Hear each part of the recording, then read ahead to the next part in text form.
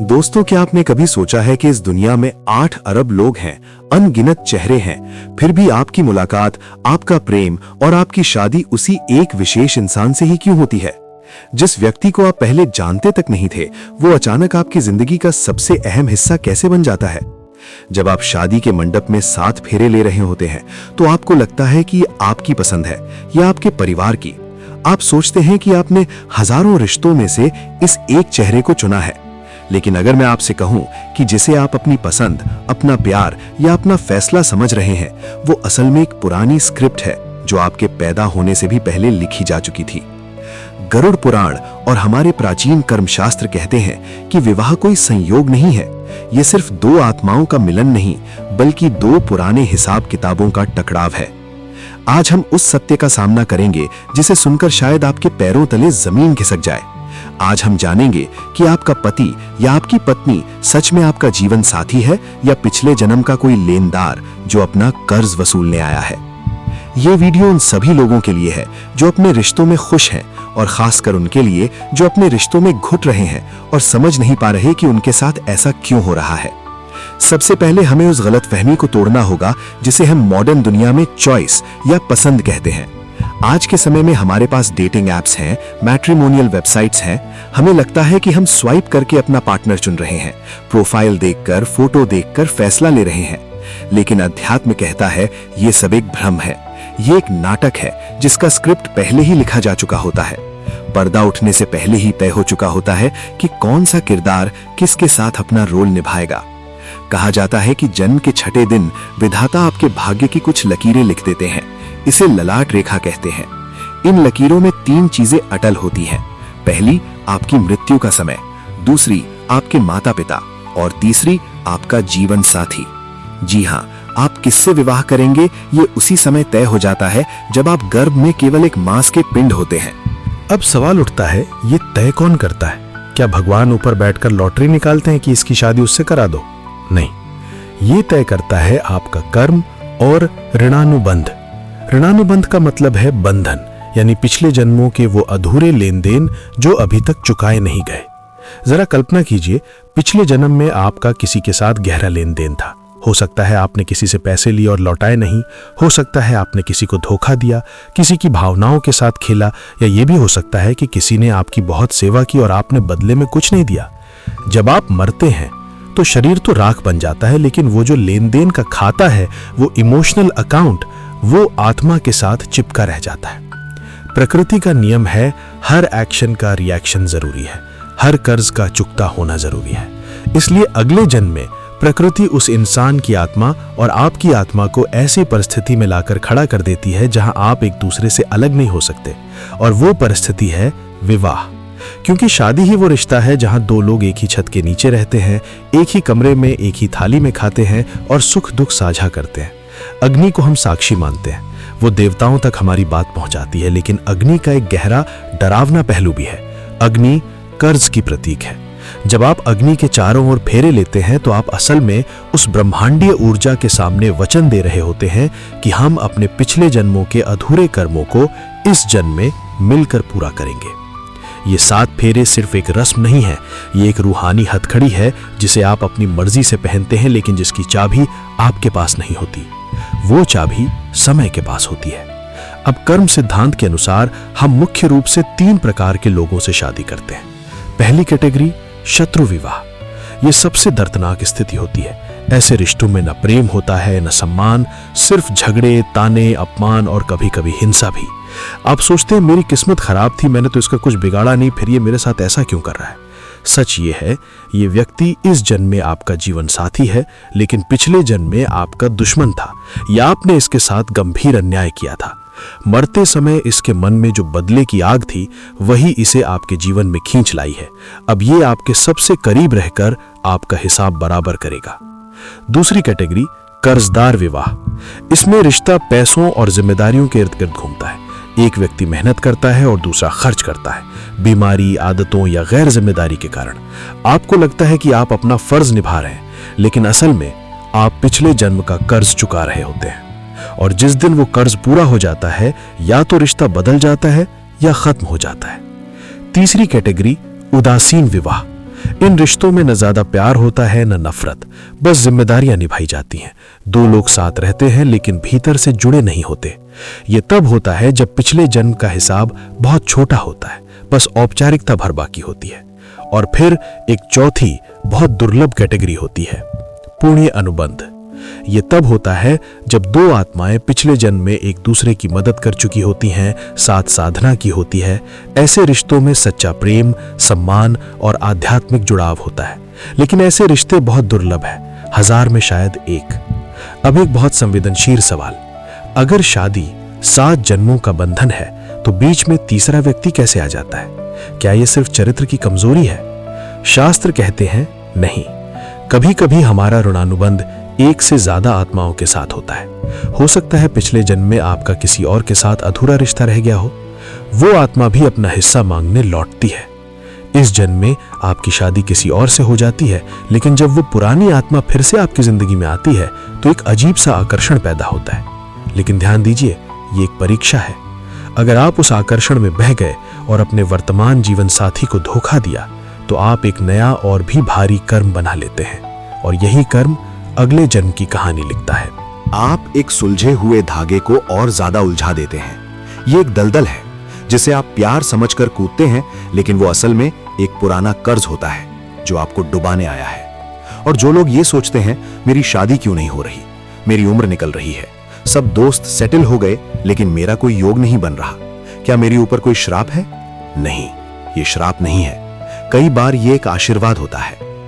गरुड़ पुराण के अनुसार जिन आत्माओं का धरती पर कोई भारी कार्मिक कर्ज बाकी नहीं होता, प्रकृति उन्हें शादी के बंधन में नहीं बांधती, उन्हें मुक्त रखती है।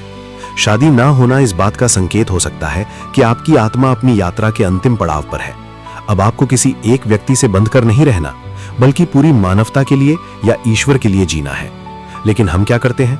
हम समाज के दबाव में रोते रहते हैं, हाय मेरी शादी नहीं हुई।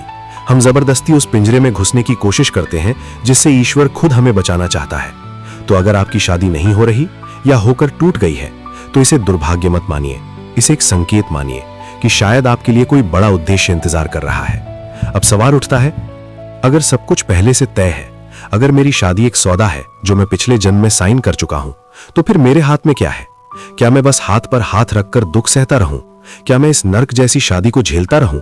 नहीं, गरुड़ पुराण आपको लाचार नहीं बनाता, वो आपको समझदार बनाता है। जब आपको यह समझ आता है कि सामने वाला व्यक्ति आपको इसलिए दुख नहीं दे रहा क्योंकि वो बुरा है, बल्कि इसलिए दे रहा है क्योंकि आप उसके कर्जदार हैं, तो आपका नजरिया बदल जाता है। आप खुद को विक्टिम मानना बंद कर देते हैं, रोना बंद कर देते हैं। आपको समझ आने लगता है कि ये जो दर्द मुझे मिल रहा है, ये मेरी ही फेंकी हुई गेंद है जो दीवार से टकराकर वापस आई है। अब सवाल है, समाधान क्या है? क्या तलाक ही समाधान है? आज के समय में लोग तुरंत डाइवोर्स ले लेते हैं, उन्हें लगता है कि पार्टनर बदलने से दुख खत्म हो जाएगा। लेकिन कर्म का नियम कहता है, अगर आपने अपना पाठ नहीं सीखा, अगर आपने अपना कर्ज नहीं चुकाया और बीच में ही भाग गए, तो वो कर्ज खत्म नहीं होगा, वो कैरी फॉरवर्ड हो जाएगा। आप दूसरी शादी करेंगे और वहां भी वही समस्या आपका इंतजार कर रही होगी। चेहरा बदल जाएगा लेकिन पैटर्न वही रहेगा। आपने देखा होगा कुछ लोग 2-3 शादियां करते हैं, लेकिन हर बार उन्हें वैसा ही धोखेबाज या अत्याचारी साथी मिलता है। क्यों? क्योंकि वो व्यक्ति बदल रहे हैं लेकिन अपनी ऊर्जा नहीं बदल रहे। जब तक आप क्लास पास नहीं करेंगे, स्कूल बदलने से कोई फायदा नहीं, आप उसी क्लास में बार बार फेल होते रहेंगे। और क्या आपने कभी सोचा है शादी टूटने का दर्द इतना गहरा क्यों होता है?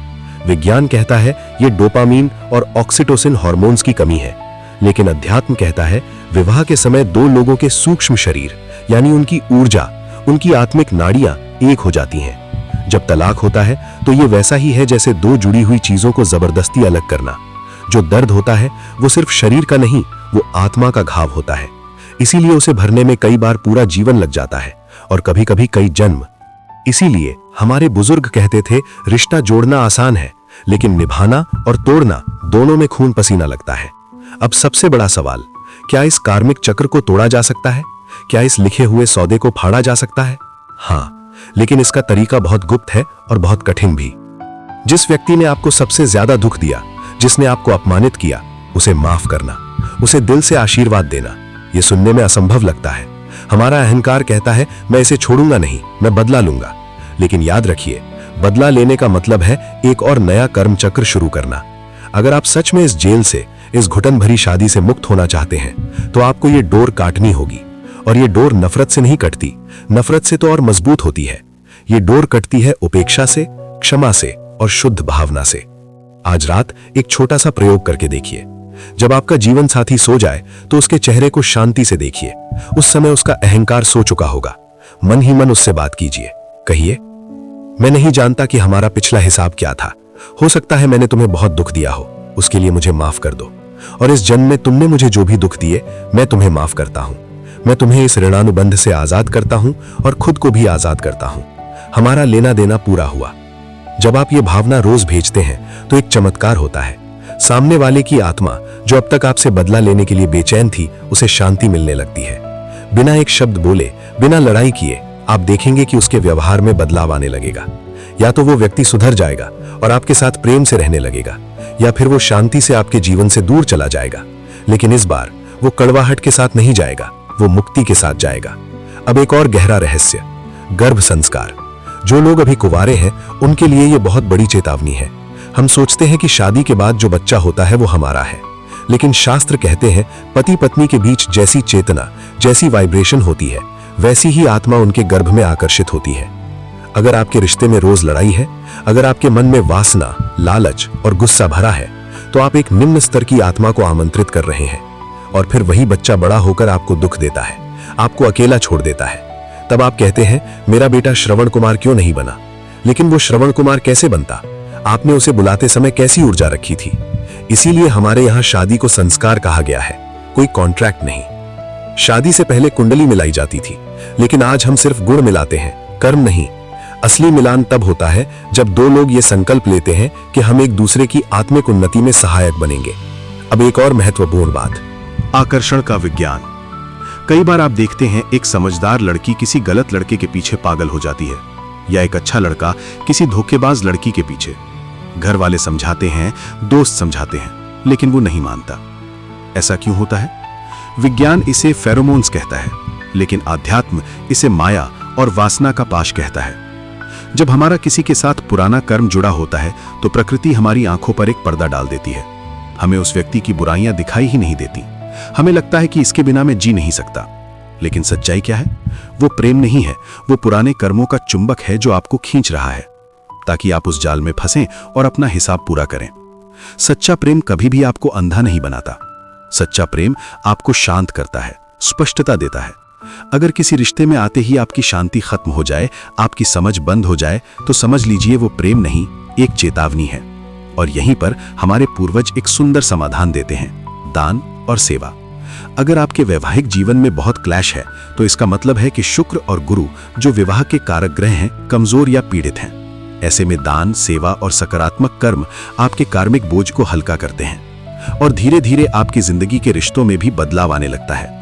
गरुड़ पुराण कहता है कि अगर आप किसी कन्या का विवाह कराते हैं या किसी गरीब जोड़े की मदद करते हैं, तो आपके विवाह से जुड़े बुरे कर्म कटने लगते हैं। जब आप दूसरों का घर बसाने में मदद करते हैं, तो प्रकृति आपका घर बचाने में लग जाती है। ये एक ब्रह्मांडीय नियम है, जो आप देते हैं वही आपको वापस मिलता है। अगर आप दूसरों के घरों में आग लगाएंगे, चुगली करेंगे, रिश्ते तोड़ेंगे, तो आपके घर में कभी शांति नहीं रह सकती। लेकिन अब एक बड़ा सवाल, क्या इस लिखे हुए भाग्य को बदला नहीं जा सकता? क्या हम पूरी तरह कठपुतली हैं? गरुड़ पुराण कहता है, प्रारब्ध यानी डेस्टिनी को पूरी तरह मिटाया नहीं जा सकता, लेकिन उसे हल्का जरूर किया जा सकता है। जैसे अगर आपकी किस्मत में लिखा है कि आपको पत्थर से चोट लगेगी, तो आप उसे पूरी तरह टाल नहीं सकते। लेकिन अगर आप संभल कर चलें, जूते पहन लें, तो वही पत्थर आपको गहराई से नहीं चुभेगा। ठीक वैसे ही शादीशुदा जिंदगी में जो कांटे लिखे हैं, उन्हें फूल बनाने का तरीका है तपस्या। गृहस्थ जीवन को हमारे शास्त्रों में सबसे बड़ा तप कहा गया है। सन्यासी बनकर जंगल में चले जाना आसान है, वहां आपको कोई टोकने वाला नहीं होता। लेकिन घर में रहकर रोज की किचकिच के बीच अपनी जुबान पर नियंत्रण रखना, अपने गुस्से को पी जाना और सामने वाले का भला सोचना, ये हिमालय में तपस्या से भी ज्यादा कठिन है। अगर आपकी शादी किसी गलत इंसान से हो गई है, तो इसे अपनी सजा नहीं, अपनी परीक्षा मानिए। सोचिए, ईश्वर ने आपको एक कठिन प्रश्न पत्र दिया है, क्योंकि उन्हें विश्वास है कि आप एक योग्य विद्यार्थी हैं। जिस दिन आप ये समझ जाएंगे, उसी दिन ये रिश्ता आपको दुख देना बंद कर देगा। और जो लोग अभी शादी करने जा रहे हैं, उनके लिए एक बहुत जरूरी सलाह, सिर्फ बाहरी सुंदरता या बैंक बैलेंस देखकर शादी मत कीजिए। ये देखिए, क्या उस इंसान के साथ आप शांति महसूस करते हैं? क्या उसकी मौजूदगी आपको बेहतर इंसान बनाती है? और शादी से पहले अपने इष्ट देव, अपने गुरु या परमात्मा से प्रार्थना कीजिए, हे प्रभु, मेरे जीवन में उसी इंसान को भेजना जो मेरी आत्मा की यात्रा में मेरा साथी बने, मेरे पैरों की बेड़ी नहीं। आखिर में एक बहुत गहरी बात समझ लीजिए, कोई भी रिश्ता हमेशा के लिए नहीं होता। हम सब मुसाफिर हैं, इस दुनिया की एक सराय में मिले हैं, कुछ समय साथ रहेंगे, फिर अपनी अपनी यात्रा पर निकल जाएंगे। तो इस छोटे से जीवन को नफरत, शिकायत और झगड़ों में बर्बाद मत कीजिए। आपका सुहाग साथी चाहे जैसा भी हो, उसे स्वीकार कीजिए, क्योंकि वो आपके ही कर्मों का आईना है। अगर आईने में चेहरा गंदा दिख रहा है तो आईना तोड़ने से कुछ नहीं होगा, आपको अपना चेहरा साफ करना पड़ेगा। अपने कर्म सुधारिए, सेवा कीजिए, दान कीजिए और ईश्वर का नाम लीजिए। जब आपके पुण्य बढ़ते हैं तो आपके बुरे कर्मों का प्रभाव अपने आप कम होने लगता है। जो आग आपको जलाने वाली थी वो धीमी पड़ जाती है। याद रखिए, सुहाग रात केवल शरीर का मिलन नहीं है। प्राचीन काल में इसे गर्भाधान संस्कार की शुरुआत माना जाता था। उस रात जो ऊर्जा, जो विचार, जो भावनाएं आप दोनों के मन में होती हैं, वही आपके आने वाले कल को आकार देती हैं। इसलिए काम वासना से ऊपर उठकर प्रेम और समर्पण को अपनाइए। शादी कोई परियों की कहानी नहीं है, ये एक आग का दरिया है जिसमें डूबकर ही पार जाना होता है। लेकिन जो इस आग में भी अपने प्रेम और धैर्य को बचा लेता है, वही असली सोना बनकर निकलता है। अगर आज की बात ने आपके दिल को छुआ हो, अगर आपको लगा हो कि आपको अपने सवालों के जवाब मिल गए हैं, तो निराश मत होइए, खुश होइए, क्योंकि अब आपको सच पता चल गया है। अब आप अंधेरे में नहीं हैं, अब आप जानते हैं कि यह सब क्यों हो रहा है। और जब कारण समझ में आ जाता है तो समाधान अपने आप मिल जाता है। तो आज रात अपने सारे गिले शिकवे मिटा दीजिए। अपने सुहाग साथी को, चाहे वो आपके पास हो या दूर, चाहे वो इस दुनिया में हो या नहीं, मन ही मन माफ कर दीजिए। अपने दिल के दरवाजे खोल दीजिए, क्योंकि जिस पिंजरे में आपने उसे कैद किया है, उसी पिंजरे में आप भी कैद हैं। उसे आजाद कीजिए और खुद भी आजाद हो जाइए। कमेंट में जरूर बताइए कि आप मानते हैं कि जोड़े ऊपर वाला बनाता है या हमारे कर्म। और अगर ये वीडियो आपको उपयोगी लगी हो तो इसे उन लोगों के साथ जरूर शेयर करें जो अपनी शादीशुदा जिंदगी में परेशान हैं। शायद ये नजरिया उनकी टूटती उम्मीद को सहारा दे दे। जीवन बहुत सुंदर है अगर इसे कर्मों के चश्मे से देखा जाए। फिर शिकायतें खत्म हो जाती हैं और केवल स्वीकार बचता है, और जहां स्वीकार है वहीं ईश्वर है। अपने रिश्तों को समय दीजिए, समझ दीजिए और सबसे जरूरी स्पेस दीजिए। सब कुछ ठीक हो जाएगा, नहीं तो ये जीवन भी बीत जाएगा और वो कर्मों का सौदा भी पूरा हो जाएगा। चुनाव आपका है, आप इसे रोकर पूरा करते हैं या हंसकर। अगले वीडियो में हम एक और गहरे रहस्य पर बात करेंगे जो आपकी जिंदगी देखने का नजरिया बदल देगा। तब तक के लिए अपना ख्याल रखिए, अपने रिश्तों का ख्याल रखिए। शुभ रात्रि। नारायण नारायण।